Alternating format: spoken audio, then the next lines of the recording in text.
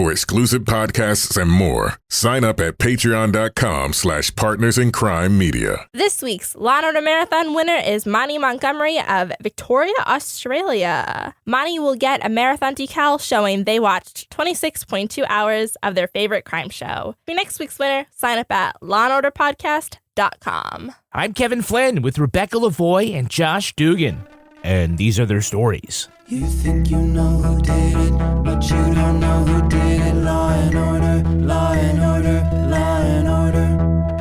It's no ordinary police procedural, baby. It's the FNOG of police procedurals, baby. Law and order, law and order, law and order, law and order. These are their stories, these are their stories. Welcome to These Are Their Stories, the podcast about network TV's most enduring crime franchise and the real-life cases that inspired their shows. I'm Kevin Flynn. Each podcast will break down an episode from either Criminal Intent, SVU, or Original Recipe. And today we're looking at Special Victims Unit, Season 20, Episode 11, Plastic. He'll be all right, Sadie. I'm calling my lawyer. You know what? That is a good idea because you're both under arrest for the rape of Ava Porcel. What? So three-ways are illegal now? I thought this was New York, not Texas. Joining me to do just that is true crime author and the host of Crime Writers On and Netflix's You Can't Make This Up podcast, Rebecca Lavoie. Hello, Rebecca. Thanks for having me, Kevin. And rounding out our panel is our special guest from the Munch My Benson podcast. It's Josh Duggan. Hi, Josh. Hola. How goes? So, Josh, this is a Season 20 episode, and Season 20 is terribly bad. Oh, man. 19 and 20, those Chernuchin years are brutal. Yeah. Well, is there a particularly good era of SVU? I mean, it depends on what you're looking for, I think. I think a lot of the Neil Baer years, which are insane, they're the insane thing that, you know, people are still sort of yearning for. For the 20 or for the 12 intervening seasons. And what about our friend Speed Weed? Well, he was the Neil Baer years. So he was on the writing staff in season 8 through 12 or so. Yeah. I mean, there are some bangers in season 12. Yep. Yeah. Unfortunately, we give all credit to any of those crazy ones to Speed Weed, yes. whether he deserves them or not. You know, the dog ate the tampon. Oh, yeah. Wet. Stabbed the captain with a pickle. Yeah, Wet was amazing. that episode is bonkers. And we kind of miss the bonkersness of it, right? Oh, yeah, absolutely. I mean, they'll still have... You know, the Warren Light had that crazy body modification episode. That's that's my favorite episode of all time. Strange Beauty. Hands that down. episode Absolutely. is nuts. I love that one. I absolutely love that one. I love everything about it. I love the whole pointy ears aspect of it. I love the whole Rollins and Finn vibe to it. I love everything about that. And Steve from Sex and the City, telling Rollins and Benson that they would be more attractive if they just cut off one of their legs is amazing. His amputee fetish is like next level insane. Wild. So, Josh, of all the franchises, which two cops are your favorite detective team? Favorite Law and Order detective team. Oh, Munch and Finn. Yeah? Oh, yeah. No doubt. Yeah. Not even a hesitation. No hesitation. They each have their own kind of style, don't they? Yeah. But they complement each other well. Yeah, I think they look great with both legs. Hey, Josh, who's your favorite prosecutorial team? Favorite Law and Order District Attorney prosecutorial team. I think I gotta go, because I definitely skew heavy SVU. I mean, I watched like the first 12 seasons or so of Law and Order, the original series. That's all? Yeah. Okay. Yeah, that's it. Not a completist. I think I'd go Cabot. Good choice. It was between Cabot and Barba. Like, those are my, depending on the day, depending on the mood. But, you know, with Cabot, there's the sexual tension with Benson always. So, yep. Yeah. Yep. But not with Barba, huh? I always felt like with Barba, it was more like, oh, we're really good friends. Which you don't get that sense when Benson and Cabot are like having a candlelit dinner. Subtext, my friend, subtext. Oh, yeah. All right, now let's take a look at the first half of this episode, Special Victims Unit, Season 20, Episode 11, plastic. Open on a Manhattan party, the kind you only get invited to if you're young, hot, and smoke a birthday cake-flavored vape. On one side of the room, plastic surgeon Heath Barron, his statuesque designer cupcake-making girlfriend Sadie, and an expensive bottle of Italian wine. On the other side of the room, innocent, new to the scene, Ava. When we see her rush to the bathroom woozy, she's approached by Sadie with promises of help. Later, we see a disoriented and disheveled Ava ringing random doorbells and claiming she was raped. It was hers. My hands were pinned down and I couldn't move. And they were taking turns. They. It was a couple. It was a man and a woman. They both raped me. Finn and Carisi are able to ID the couple from the expensive bottle of wine they brought to the party. And Ava confirms to Rollins, Heath, and Sadie were the ones who drugged and raped her. The doctor and his girlfriend have a different story. They say the three-way was consensual, and Ava was the one who passed out the drugs. Despite the ambiguity, Benson gets a search warrant for Heath's home. Finn finds a buttload of prescription drugs, and Carisi discovers a collection of thumb drives. Each contains videos of the couple getting it on with drugged-up women. The detectives find Heath and Sadie making out with another hot chick and arrest them. All right, so we start at this party, or at least what television writers think happens at a party.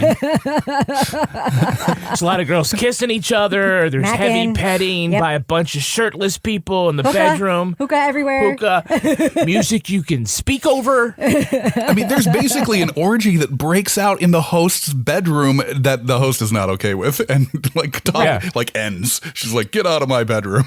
Yes, and then she ends up with that dude later. We're supposed to believe. Yes, good for her though. I mean, I'd be mad if there was an orgy at my address and I was not invited. I like that. I'm just passing around Moscow mules, I guess. Later, they refer to it as a loft party, and I'm like, isn't that her house? Yeah, it didn't seem like a loft. It was very strange. They're like, what? Do you call it a loft party when it's actually somebody's own loft that they live in? It's marketing. No one's going to have an orgy at a house party, you know? It just sounds like get your solo cup. Yes. Yeah. And who's going to put blue curacao in a Moscow mule? That shit is nasty. Nasty. That was perverse. Now when you're an adult. And she's still serving it in, all those copper mugs. Those are tough to keep shining. Yeah. Really tough. One humid day and those things turn brown. Well, she probably has a copper mug guy. Oh, yeah. Just handles that. Yeah. So when Ava stumbles away, she starts pressing random doorbells, including that of an older gay couple who are already in bed. And when the guy looks on the app to see it's this young woman, he's like, "You got the wrong house. You got the wrong house." It's not because he's gay. It's just he's about no drama. Yeah, exactly. Yeah. It's exactly what we would say. It's the middle of the night. Yeah. He's like, "Are you a Jehovah's Witness? Please go somewhere else." And just before talking to a woman about what might have been slipped in her drink, Carisi shows up at the hospital with Benson's coffee. Mm-hmm. Here you go. Yeah. Almond milk, no spit. He's always showing up with either food or drink, and always in his bevested sartorial splendor. Yes. Yeah. Yes. Yeah. He's very nurturing. Mm-hmm. He really is. He just wants to be somebody's uncle. Yeah, it's either that or he's bringing food from his mom, Yeah. Well, both things are true there. Yeah. I'm going to get you a ginger ale, settle your stomach. That's right. Yeah. So when they interview Ava, the only thing that she remembers is that he smelled sweet, like Gucci Rush. He smelled sweet. Like Gucci Rush. It made me think of high school. From high school. Yeah, from high school. Which, by the way, is a woman's perfume, but what the hey? Mm-hmm. It's like, Finn, I need you to start canvassing every Sephora. We also learned that Heath Barron is a celebrity plastic surgeon. Mm-hmm. He has a TV show called Mr. Mommy Makeover. Mm. And Rollins, who's 200 weeks pregnant, says, I'm going to watch the shit out of that. Right after Duck Dynasty, right? Yeah. She tapes that every week. Yes, I love pregnant Rollins. Perennially pregnant Rollins. What's so funny about pregnant Rollins is, you know how on other shows you can tell what season it is when the actor walks on and they're pregnant? Yeah. You mean like early SVU? Yeah, you can't do that. There's season 8 SVU, yeah. Yeah, but you can't really do that with SVU because Rollins is like always pregnant. It's like, which time is this? Like at the it's like it's very, very, really awesome. And which random guy was the father? Exactly. Yeah. So let's look at our cast. We have a couple of Hey, It's That guys. All right. Hey, it's that guy. Can you tell me who's the actor playing Dr. Heath Barron? Sadie and I have been together forever. We're like an old married couple. She jokes, add sugar to maintain freshness. She's a baker. It's my favorite douchebag from The West Wing, whose last name I have a hard time pronouncing. Mark Feuerstein. Mark Feuerstein, yes. I'm just going to call him Royal Pains. Oh, yeah. That's a show I don't watch, but I know he's on it. Yeah, he's on that. By the way, you know who his sister was? Oh, yes. Who's playing Ava. Yeah, okay. What? We'll move along to that. He was also in the movie What Women Want. He played Conrad Bloom in the awful 90s CBS comedy Conrad Bloom. How long was that on? Not 4 long. episodes, 5 minutes. like one pilot? Yeah. It was like, what if we could do Friends without other friends? Oh, okay. The best review says, actually not that bad. A rave review. Yeah. He was dubbed by critics as the murderer of 1,000 sitcoms, having tanked in The Heart Department, Good Morning Miami, Fired Up, and Conrad Bloom. Yeah, So, well, we all hated him because he was Donna Moss's boyfriend briefly, keeping her from Josh. Yeah, that was a problem. Yeah, cock blocking her from, And he also participated in like the stupidest West Wing scandal where they were covering up the fact that Leo was a recovering alcoholic, like the biggest scandal to ever hit. not that he was a current alcoholic. that he had been drinking at one point in the past. well, he was in a previous president's cabinet. Yeah. He's going to meetings. Real stupid. Yeah. By the way, people think his father is Harvey Fierstein. Unlikely. Yeah, highly unlikely. Well, his father's name is actually Harvey Feuerstein, right? Feuerstein. Right, I don't have to Google whether Harvey Fierstein has children. Right? Unlikely. I mean, it's You possible. got the wrong house. Possible. Unlikely. We have a Hey, It's That Girl. Hey, it's that girl. Do you know who's playing Sadie? What is it with you people? Do you hate sex? Or are you just scared of it? We enjoy what's natural, what's beautiful. You get your jollies by turning it all into something sick and criminal. Yeah, it's oh man, it is something. Alyssa Sutherland, who was in Vikings. Yeah, she was the queen on the historical drama Vikings. Wow. She's going to be in the upcoming HBO Max horror series Evil Dead Rise. Wow. Which you will definitely not be watching. 100% no, not if it has to do with dead people rising. I will not watch that. Yeah. So her character in this episode is a designer cupcake maker. Yeah. Alyssa's Instagram is basically her baking cakes. In real life? In real life, yeah. She made like a Star Wars May the 4th be with you cake with R2-D2. And then she watches other people eat it. Exactly. She watches other people. She does not look like she's eating a whole lot of cake. No. Doesn't look like she's housing cakes left and right. No. This is how I get it out of my system. Yes. Can you tell me who is the actress playing Ava? Oh, yeah. Willa Fitzgerald. Even if I wanted to try it again, I did not want this. Oh my God. You don't believe me? I did not want this. They raped me. Willa Fitzgerald. Where do you know Willa Fitzgerald from? Well, she was just in Reacher. Okay. Reacher, yes. And she was a very strong character in Reacher. Like she was a cop and was like one of the only capable cops in a small town department. That is not her. That's not like this recently traumatized victim that she's playing here. Mm-hmm. She was also obviously in Royal Pains, which we sort of hinted at, but she was his sister. Oh. Yeah. She was Royal Pains' sister, so he's basically raping his sister. Oh my God. Perfect for the audience. Yeah. On film, nonetheless. So Willa Fitzgerald, she's also star of Scream, the TV series. She played one of the cheerleaders in the noir show Dare Me, and she is the star of the new Watergate film called 18 and a Half. She plays a White House transcriptionist who gets her hands on Nixon's 18 minutes of missing recordings. Hey, remember the idea that a president might have broken the law once was a career ender? Yes. And okay, well, no one's making movies about 2020, I'll tell you that. Nope. Can you tell me the guy playing Hal Turner, the father of the missing girl? For sure. Yeah. Oh, you both know. Okay. Yeah. Go ahead, Rebecca. Well, I only know him because we just talked about him in a recent episode of this show, Kevin O'Rourke. Like, he's a repeat offender, right? You know how it is with teen girls. She wasn't in with the in crowd. So she assumed it was because she wasn't pretty.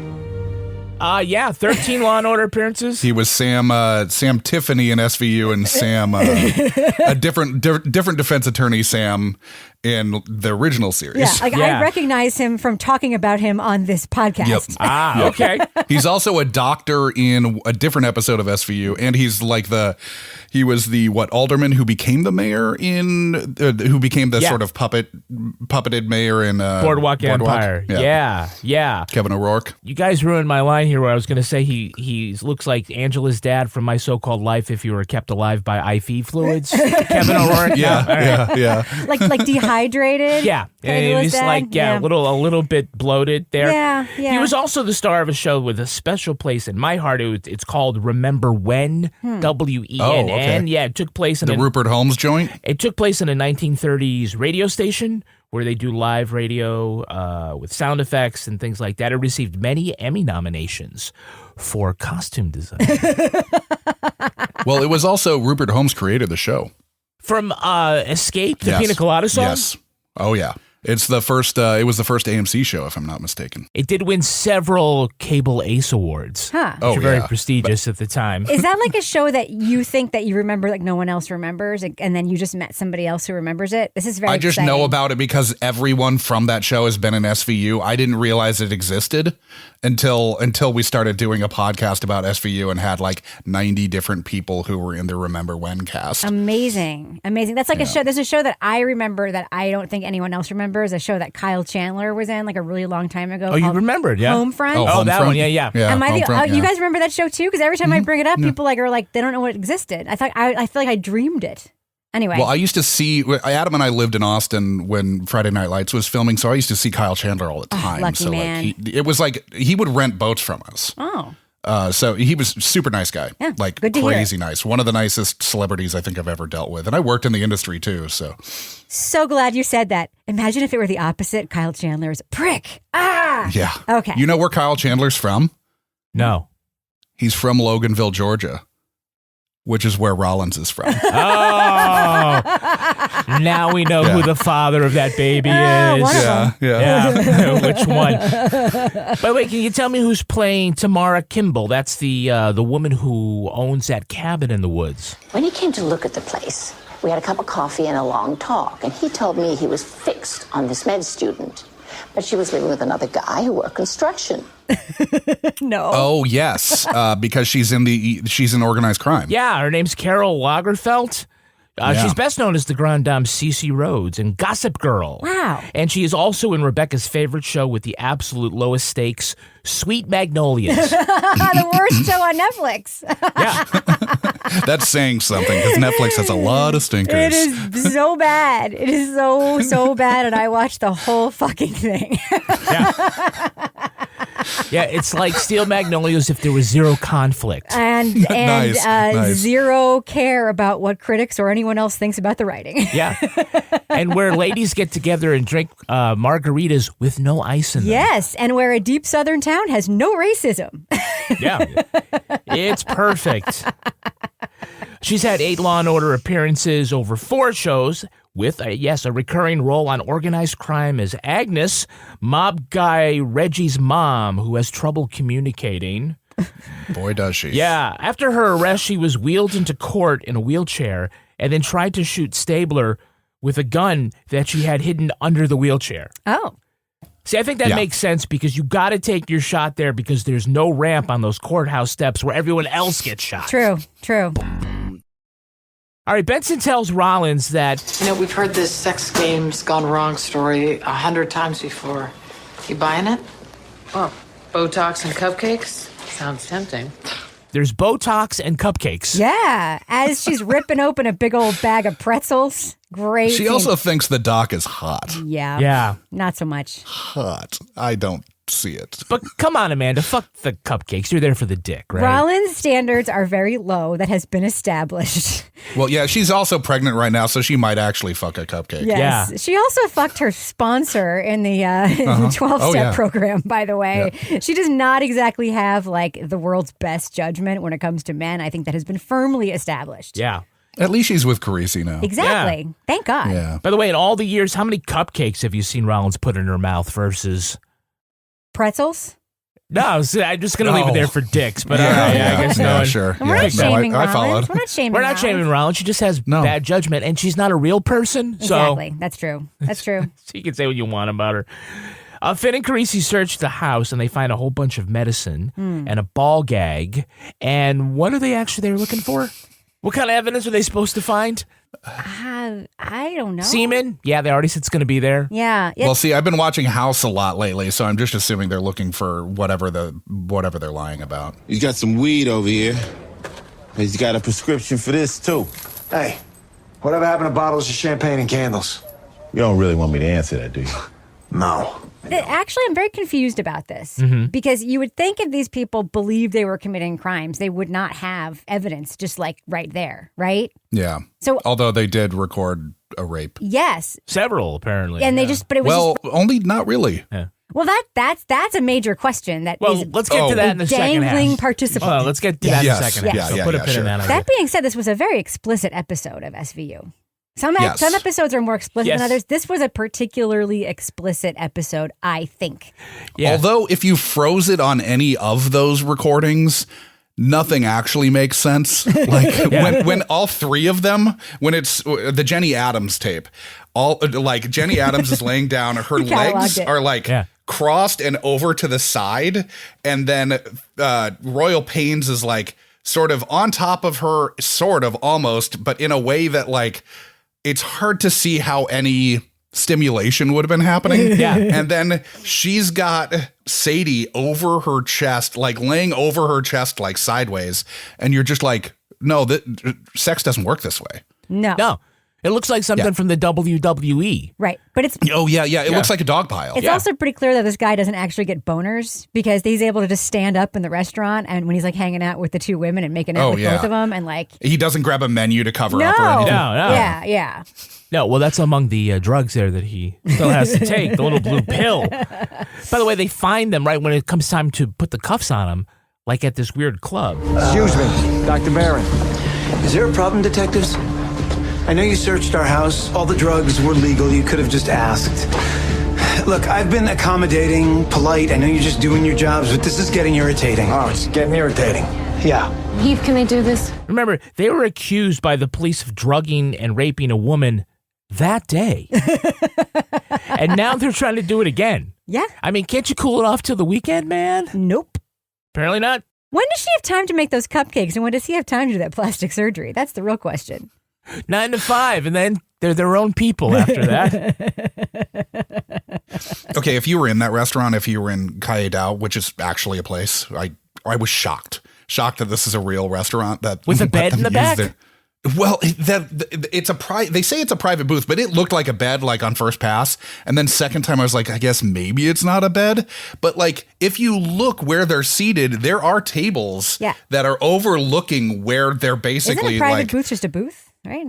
Sure seems like it. Yeah. But you could see other tables from where they are, so it's not that private. So I don't know if you were at that restaurant and saw that going on, even though the two women are like objectively attractive, you would be grossed out. Yeah. Entirely. Yeah. Who would want to eat? And seriously, there are three tables like on a sort of like raised level above it, like looking right down on it. It's insane to me. Waiter, can you take this chowder back? Thank you. Oh God.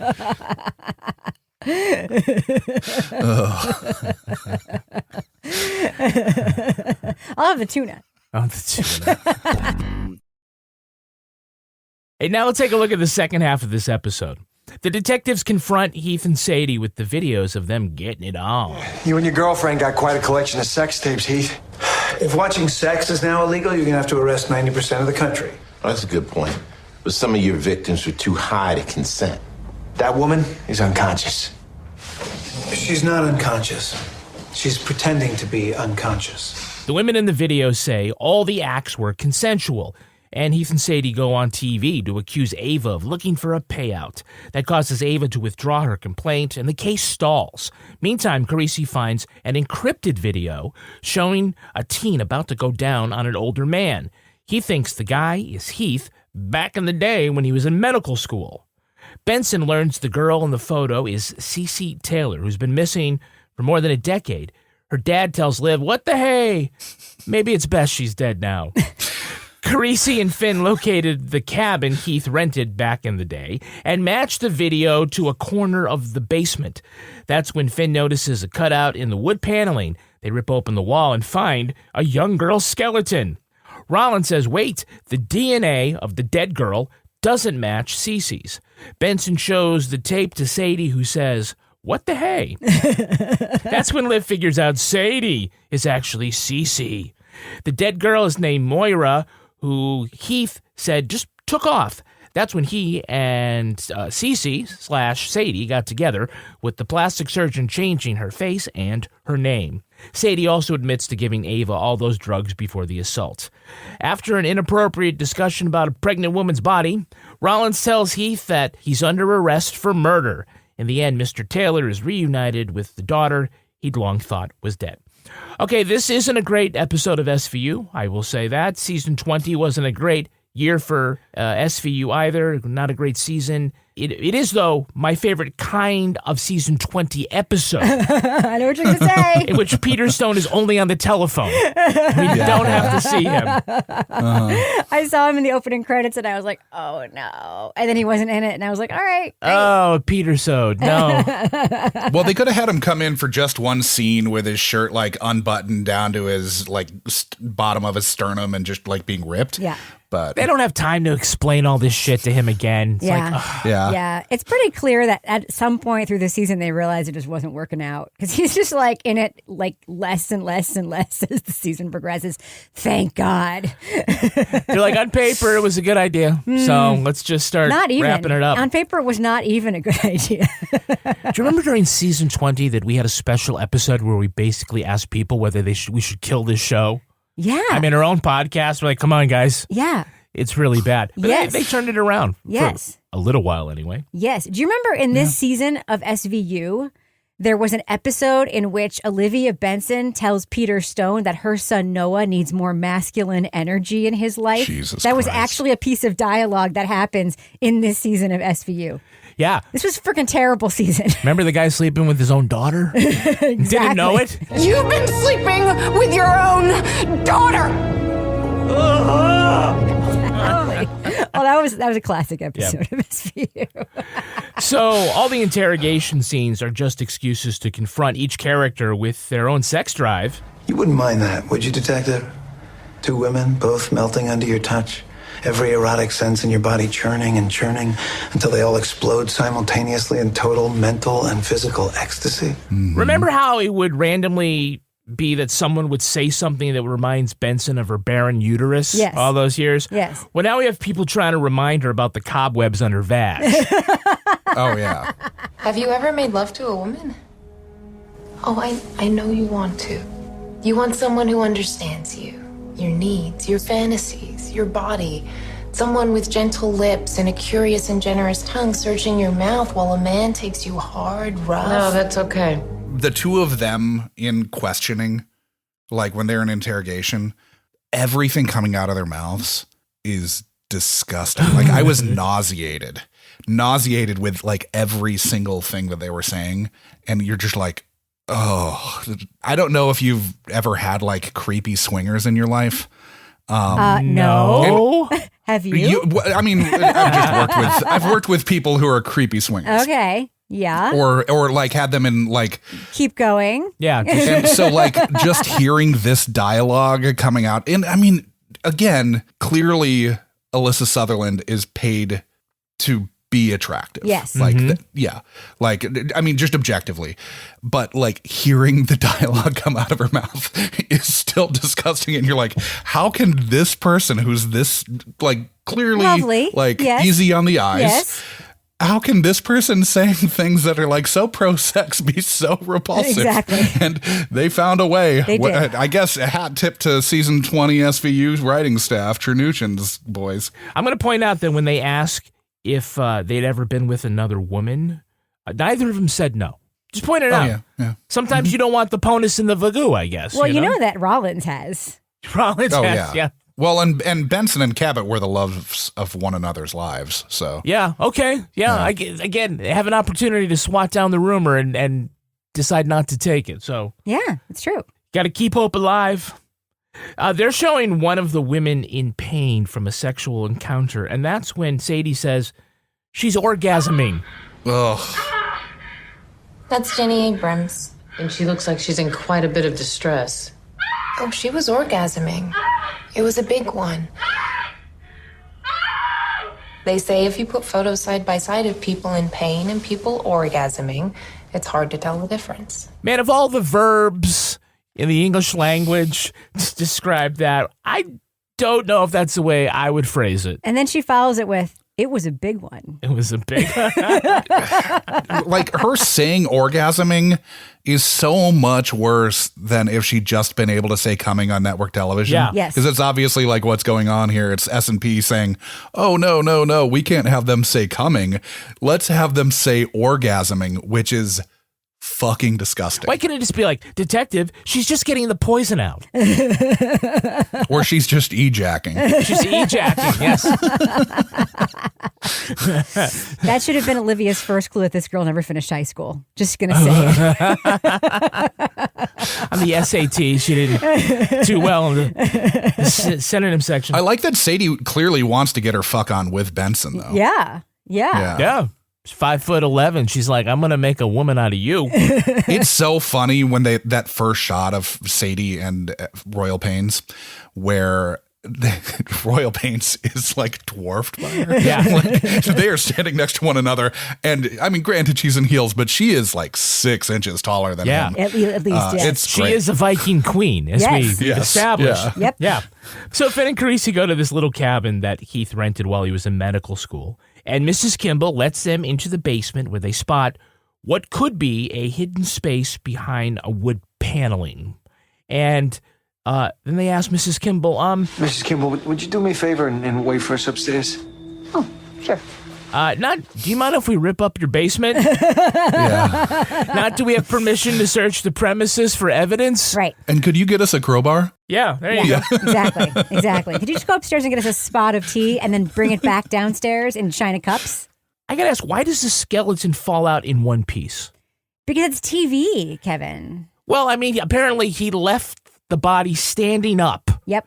So at this point, wouldn't it just leaning against the panel? Wouldn't it just be a pile of bones at the bottom by now? It was preserved in lime. He covered the body in lye to stop the smell. Something a med student would know. Didn't you go to medical school like Dr. Mother's surgery guy did? Right. They said, oh, well, a doctor would know to put lime on it. Yeah, so would anybody else who's ever watched the show. So would anyone else who's ever buried a dead cat, by the way.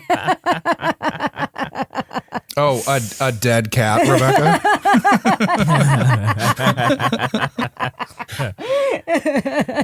Like, I'm not saying that Sadie is dumb, but when she asked where Moira went, the same day her boyfriend is patching a body-sized hole in the wall. Yeah. Well, she went to a farm upstate, right? I guess so. Farther upstate. Yeah. It's like, where's Moira? I have no clue. Hand me my bone saw. Or could you go wash my bone saw? Yeah. Boy, there's an emotional high point in the episode. It's the tearful reunion of Sadie, a.k.a. Cece, with her father. Oh, baby. Oh, baby. Oh, baby. Oh, it's okay. Oh, it's okay. She's like, oh, I'm sorry. He says, it's okay, but we are going to have a serious talk when we get home. That was creepy, huh? I was like, I wanted Dad to be like, so do we still have some of that cupcake money coming our way? That cupcake money. Like, what's going on with the business? But then also, like, what does he know at this point? Have the cops fully filled him in? Well, he definitely knows she blew that guy when she was 14. Yeah. There's that. Yep. True. Mm-hmm. Maybe he's been following the case on television. Oh, he's probably seen all those interviews and all those videotapes on TV. Yeah. Ew. All those gross ass interviews where they are Daddy. really extolling the virtues of their lifestyle, which I'm not opposed to the lifestyle generally, but like when you're talking about it like they are, it's repulsive. Yeah. The fact is, I enjoy having sex with my girlfriend and our friends. And what about you, Sadie? Are you up for this? Frankly, it was my idea. It's normal what we do. Isn't she beautiful? She's 100% one of those adult women who calls her dad daddy, isn't she? 100%. Oh. And calls her partner daddy also. She'll have to work a few things out if you know what I mean. By the way, after that, you know that she later had to go to Thanksgiving with all of her aunts who were like, so where you been? Where were you? I was running my cupcake business. Do you know how many posters I had to put up with your face on it? Every price chopper in the 203. I had to get a staple gun. Well, with the way that she was talking about sex, though, she was like probably just I was pulling a lot of hot tail. Yeah. It's probably what she'd say at Thanksgiving. Yeah. Somebody's like, I had to go to your fake funeral. I'm sorry. I have a lot of questions about this cupcake business. Okay. I just do. Like, how much, did he give her the seed money for it?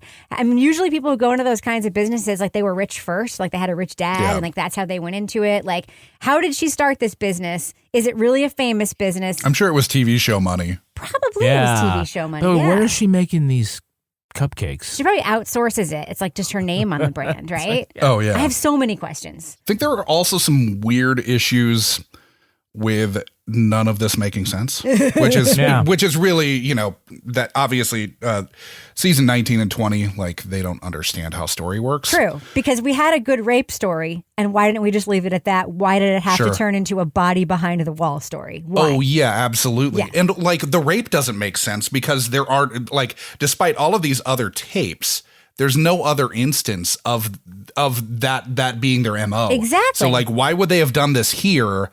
It doesn't track. I mean, they have like, they interview presumably 15, 20 people, and they all are like, oh no, we were willing participants. But were they? Didn't it seem like they were very flat in their affect and maybe they weren't willing participants and they were just saying they were to save face? That's how it seemed to me. That's where I thought it was going. And I felt like maybe they filmed that and then just changed their mind about this episode halfway through production.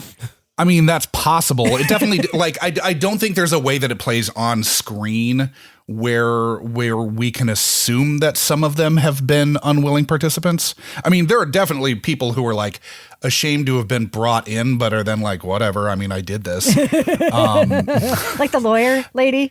Oh, yeah. Look, I'm an attorney at a high-profile firm. My private life is my private life. That's fair enough, Melissa. I just need to know if what happened with Dr. Barron and Sadie Parker was consensual. Well, I can only speak for myself, but we had a very enjoyable evening.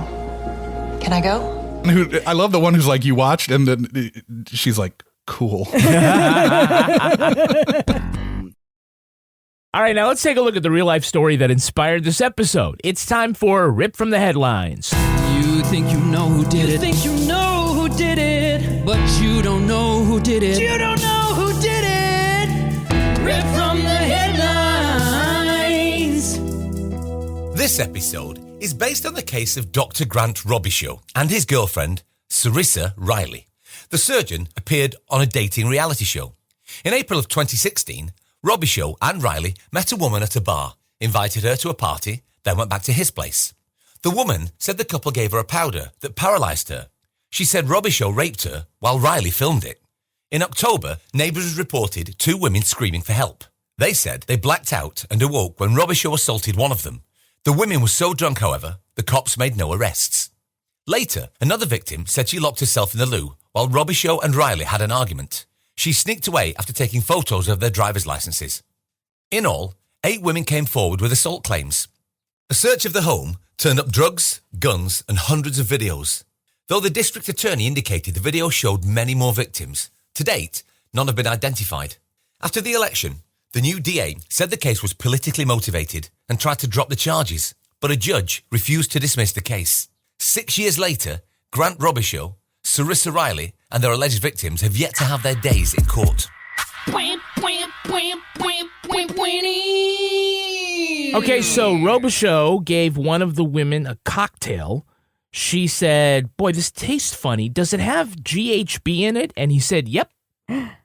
That's when you really think you're going to get away with it. Wait, what? Yeah. Was he joking? Was he like trying to be just like, was he one of the super people? charming? It was charming the way he said, yes, I'm date goodness. rape drugging you. Yes. Oh my goodness. did he wink and smirk? It's like, yeah, I did a little finger bang thing like yeah.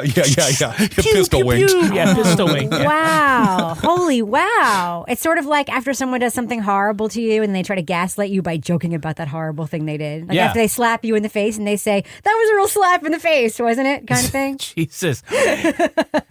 It's like one of those James Bond villain moments where like all of a sudden Bond realizes he's been drugged and he's stumbling back and the guy you didn't realize was actually the big bad says, yes, Mr. Bond, and now I'm going to unleash my laser on New York City, and you have nothing you can do about it.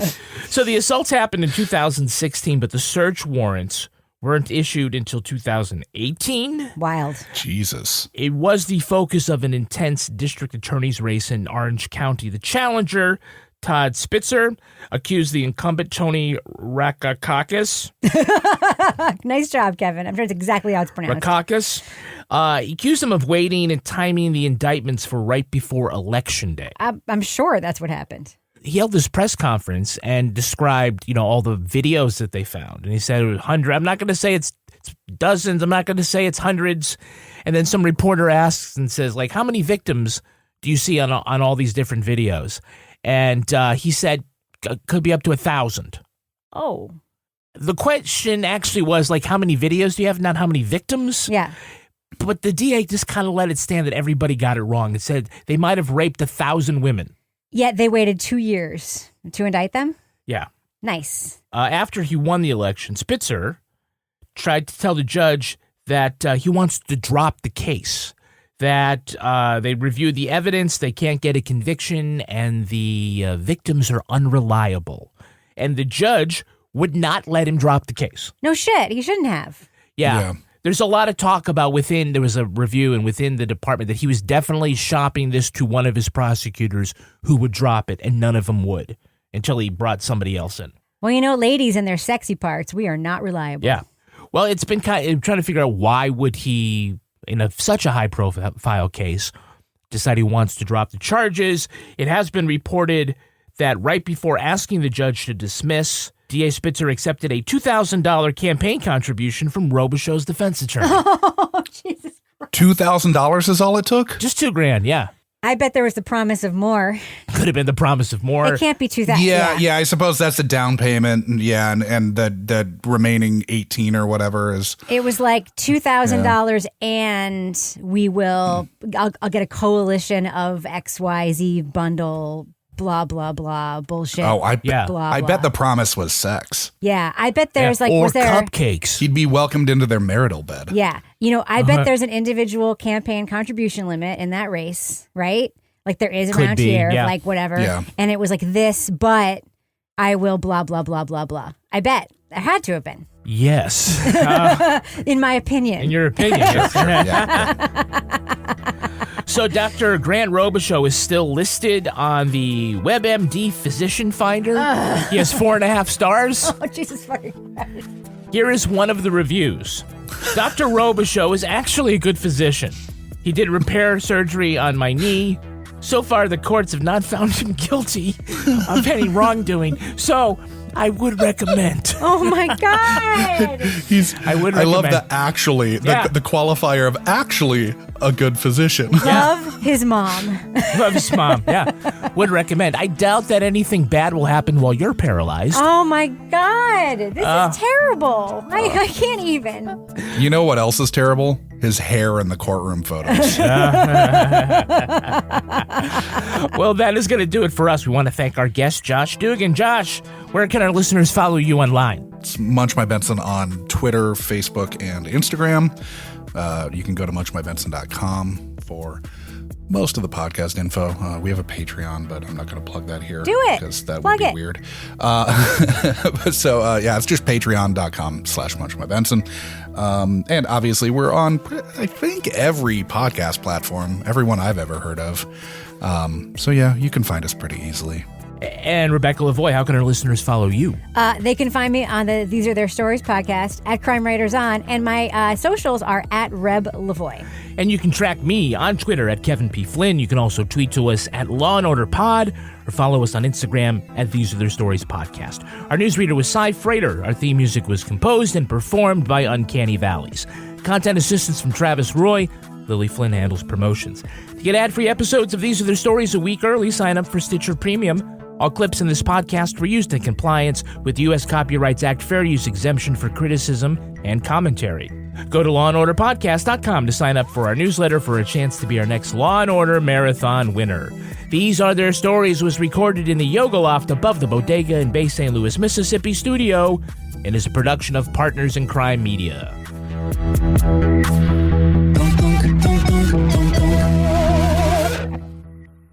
Partners in Crime Media.